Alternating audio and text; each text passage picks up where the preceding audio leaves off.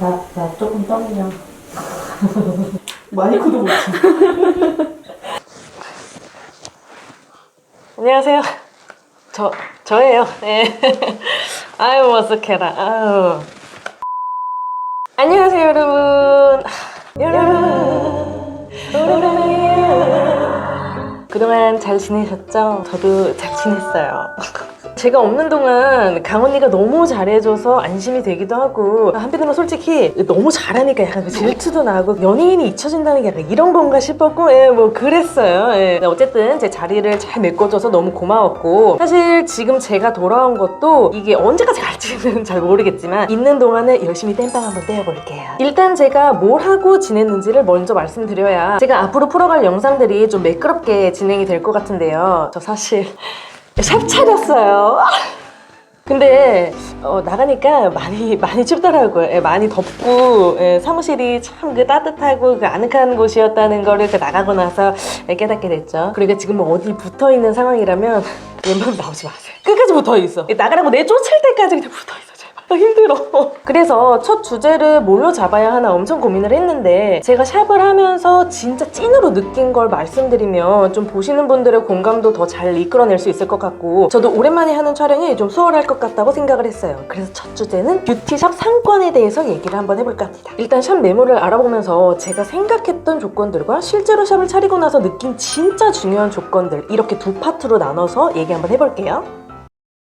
처음에 저도 샵하기 전에 유튜브 엄청 찾아보고 뭐 어디가 좋다더라, 어디 들어가면 망한다더라, 이런 거 다 리스트업 해놓고 위치를 찾았는데요. 사실 처음엔 좀 막연해요. 어느 동네에 할지부터 시작해서 몇 층에 할 건지, 뷰티샵이 몰려있는 건물에 할 건지, 좀 외곽으로 나올 건지 등등 끝도 없는데, 일단 제가 먼저 중요하게 생각했던 포인트부터 말씀드리면, 저는 첫 번째 도심의 대로변. 더 정확하게 말하면 도심 중에서도 부동산 가격이 높게 형성되어 있는 곳이었는데요. 제가 여러 지역에서 일을 해본 결과 이 동네와 타겟층이 중요하다는 걸 깨달았습니다. 내가 하고 있는 소비의 가치를 정확하게 알고 있고 그 가치에 상응하는 가격을 지불하는 것에 대해 의의가 없는 사람들이 있는 곳으로 가자.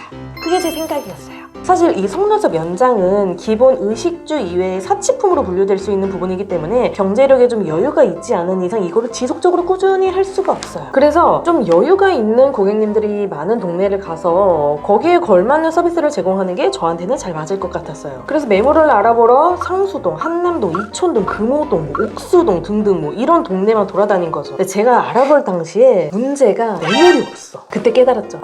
나만 거지였구나. 그 경제 어렵다고 하는데 그 상가에 자리가 없어. 자리가 아니면 자리는 있는데 막 권리금이 너무 세. 막 토 나와. 막 일례로 상수동 10평이 그 당시에 권리금이 5천만 원이었어요. 5천.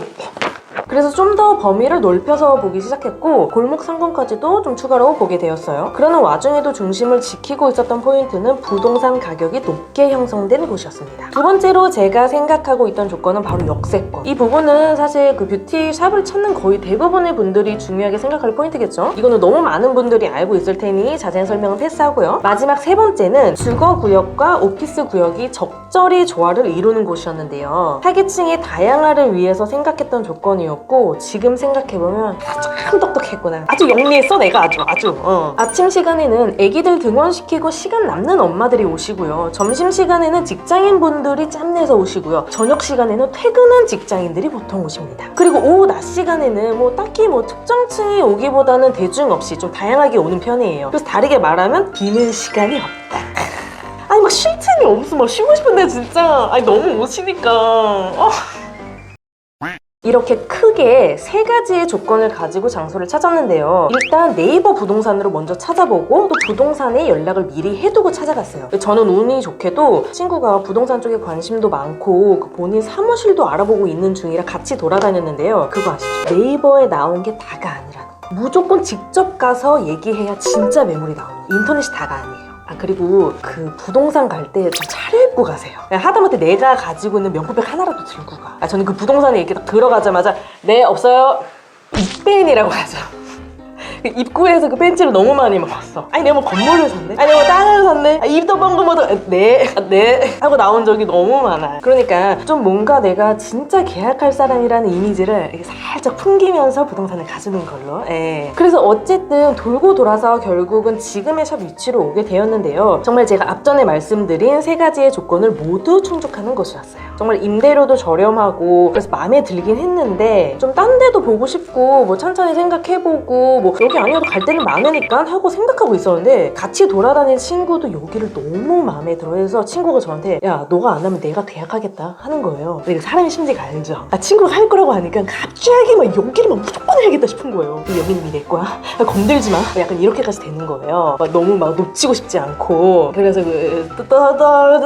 떨리는 손으로 더 잘 쓰게 됩니다. 정확히 어디인지는 나중에 차차 하나씩 푸는 걸로 하고 지금은 샵의 위치에 대해서 만족과 불만족 그 사이 어딘가에 있는 상태입니다. 왜 그런 생각을 하게 됐는지 말씀드릴게요. 이제부터 찐이에요.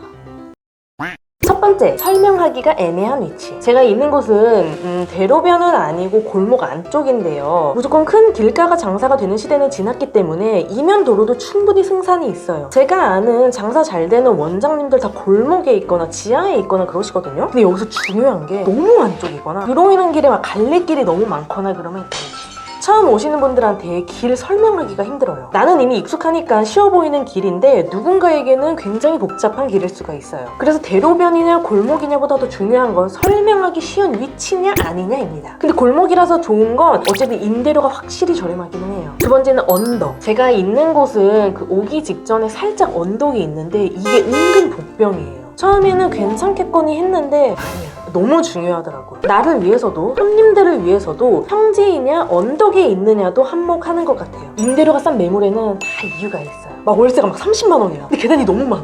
천국의 계단이야. 그럼 손님들이 좀 힘들어 하시겠죠. 그래서 중요한 건 아까도 말씀드렸다시피 이게 인터넷에는 절대 안 나오거든요. 직접 가보고 눈으로 확인해보고 내가 직접 걸어봐야지 알 수가 있는 부분입니다. 세 번째는 주차. 이건 사실 샵이 있는 동네에 따라 다를 것 같은데요. 예를 들어서 파주처럼 주거지역과 상업지역 간의 거리가 좀 있다고 하면 주차가 용이한 큰 신식 건물로 들어가는 게 맞고요. 제가 있는 곳처럼 도심 내에 있으면서 근처에 아파트나 빌라, 주택들도 있고 회사들도 많다면 주차는 필수까지는 아니고 있으면 좋은 정도? 왜냐하면 아까 손님층에 대해서 한번 말씀드렸는데 집이 가까워서 오시는 손님들은 슬리퍼 신고 오실 정도로 편하게 오시는 분들도 있고요. 직장인분들은 대중교통 타고 다니는 분들의 비율이 훨씬 더 많기 때문에 주차가 불필요하기도 하고요. 그래서 이건 내가 들어갈 샵의 특성을 꼭 따져봐야 합니다. 마지막 네 번째는 시세. 보통 시장 조사라고 하죠. 내가 들어갈 샵 주변에 있는 샵들의 메뉴, 가격을 꼭 분석하셔야 합니다. 내가 생각했던 가격과 시장에 형성되어 있는 가격이 다를 수 있어요. 이벤트는 어떤 걸 하는지 꼭 보시고요. 그리고 나서 내가 이 가격으로 하루에 몇 명을 받으면 수지 타산에 맞겠다 이런 걸 계산해 보셔야 해요. 추가적으로 제가 생각했던 조건 중 역세권과 주거지역과 오피스 구역이 적절히 조화를 이루는 곳은 샵을 오픈하고 나서도 느꼈지만 정말 중요한 조건인 것 같아요. 샵 알아보실 때 꼭꼭 필수로 체크하시고요. 아 맞다, 하나 더. 이왕이면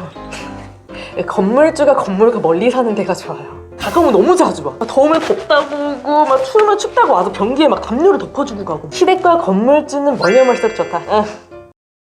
이렇게 정리해봤는데요. 사실 뷰티샵 상권에 대한 영상은 많은데 제가 이 영상을 찍고 싶었던 이유는 때로는 그런 공식이나 이론이 맞지 않을 때가 있다는 걸 너무 알려드리고 싶었고 실제로 샵을 해보지 않으면 알 수 없는 그런 내용들을 좀 정확하게 알려드리고 싶었어요. 누군가는 나 같은 실수를 하지 않기를 바라며 오랜만에 촬영하니까 약간 좀 떨리기도 하고 말을 좀 뒤죽박죽 좀 두서없이 한 것 같기도 하고 좀 정신이 없었는데 이제 시작이니까 다시 한번 옛날 스포 한번 쫙 올려볼게요.